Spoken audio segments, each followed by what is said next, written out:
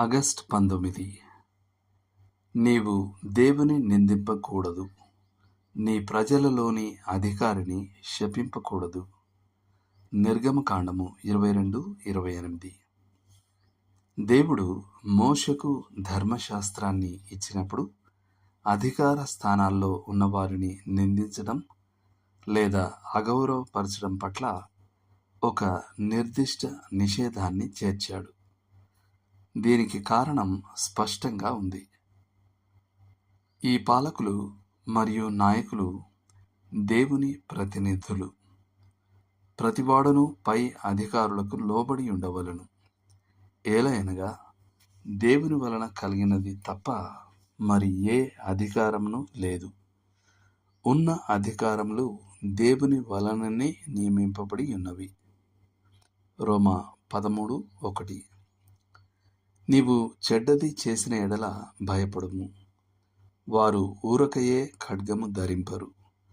కీడు చేయు వాని మీద ఆగ్రహము చూపుటకై వారు ప్రతీకారము చేయు దేవుని పరిచారకులు. రోమా 13:4. నాయకుడు వ్యక్తిగతంగా ప్రభువును తెలుసుకోకపోయినా అధికారికంగా అతను ప్రభు మనిషే.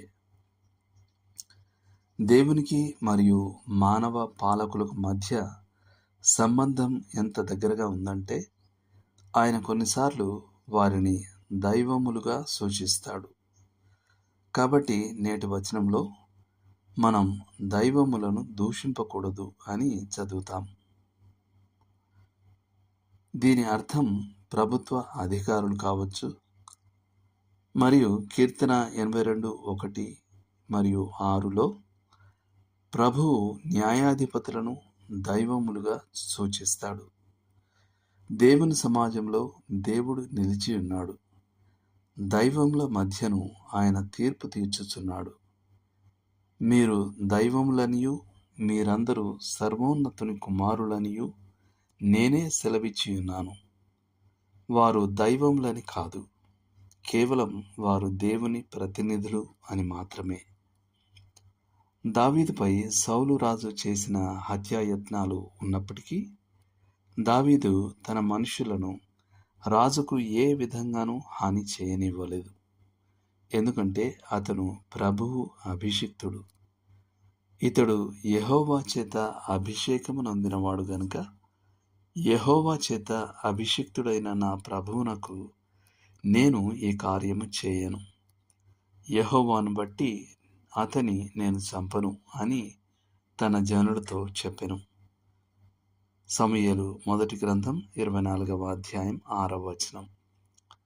అపోస్తలుడైన పౌలు తెలియకుండా ప్రధాన యాజకుడిని నిందించినప్పుడు అతను త్వరగా పశ్చాత్తాపపడి క్షమాపణ చెప్పాడు.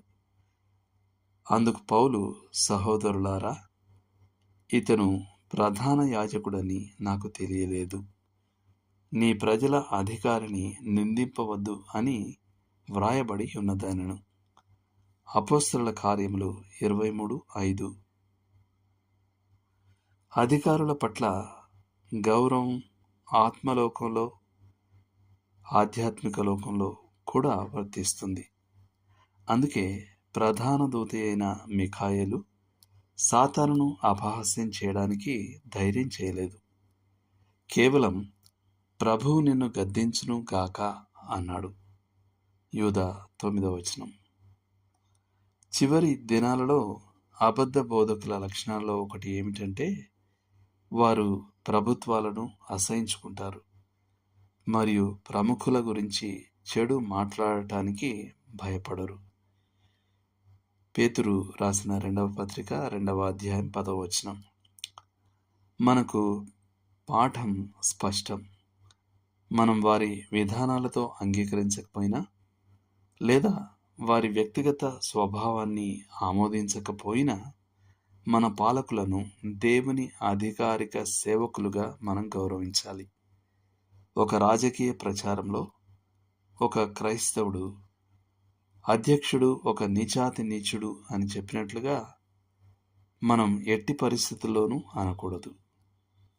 అంతేకాకుండా మనము సంపూర్ణ భక్తితోనూ గౌరవంతోనూ నిశ్చలమైన సమాధానమైన జీవితం గడుపునట్లు రాజుల కొరకును అధికారులందరి కొరకును ప్రార్థన చేయవలను.